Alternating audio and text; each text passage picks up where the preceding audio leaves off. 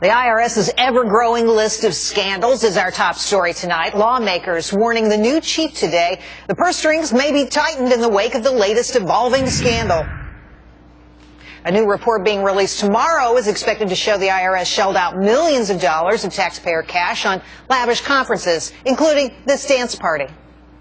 It's be easy. We practiced that quickly now. Come on now. Come on now. To the left. 3, 4. To the left. Your taxpayer dollars at work. Unbelievable. Now it's up to the IRS to do more than fancy footwork to get its act together. With more on this, Republican Congressman James Lankford of Oklahoma. Congressman, welcome back to the show. So, you know, come on, $50 million for 220 conferences. One of the speakers paid $17,000 to discuss leadership through art. Are you kidding me? What do you make of this? No. This is the same pattern that we've seen with GSA. We've seen other agencies. I have no problem with doing leadership development, getting away for conferences, but there are cheaper ways to do it that are more efficient. We saw this with GSA when we did the hearings on that, when they went to Las Vegas in 2010 and did this $840,000 conference. They had done that conference in my town in Oklahoma City just 4 years before for $323,000. The same conference, same number of people, but they just continue to plus it up, and we just see this is out of control. Well, so I don't have a problem with doing conferences, but not like this. Here's a real-life example of the kind of money they were spending. $4 million for an Anaheim, California conference. You heard the woman in the video mention Anaheim.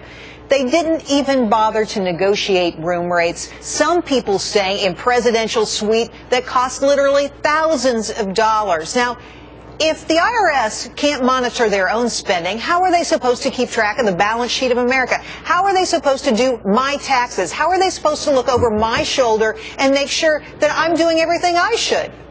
Here's the bigger problem with that even, Gerri, is that when I write a check and when people in my district write a check, it is a big deal to them to write a check to the IRS and to be able to send their money. And there's an expectation that government-wide it's going to be taken care of and spent wisely. And when they see this, at the very first place that check lands at the IRS and see that it's wasted there, they're thinking, I could have used that dollar at my house a lot more efficiently than that. Right. So let me just keep that and spend it. It goes in the economy faster than you get to go on some retreat to some place and do some dance party. Let me keep it and keep it at home. So tomorrow we expect the Treasury Department's Inspector General, the final report on this, to come out. Are there going to be any surprises there? Is there even more horrible situations with the IRS wasting our money?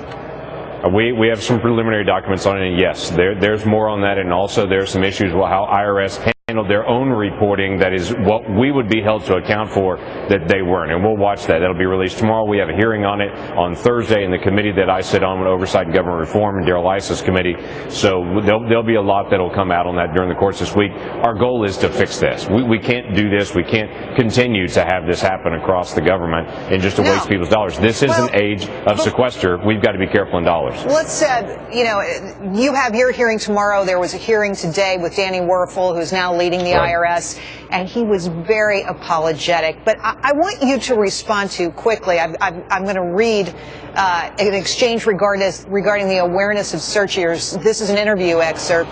In early 2010, there was a time when you became aware of applications that referenced Tea Party or other conservative groups. The answer: in March of 2010, I was made aware. Question: okay, now was there a point around this time period when your supervisor asked you to do a similar search for similar applications? The answer: yes. The question: did your supervisor give you any indication of the need for the search or any more context? Answer: he told me that Washington, D.C. wanted some cases. Does this all lead back to the White House? Does it lead back to the administration? Or was this rogue agents in Cincinnati? No, this was not rogue agents in Cincinnati. They give this appearance that this is some agents that are out there listening to WKRP in Cincinnati, a bunch of crazies that are just doing it. That's not what it was. This was a systematic plan that they were running with multiple officers that were involved.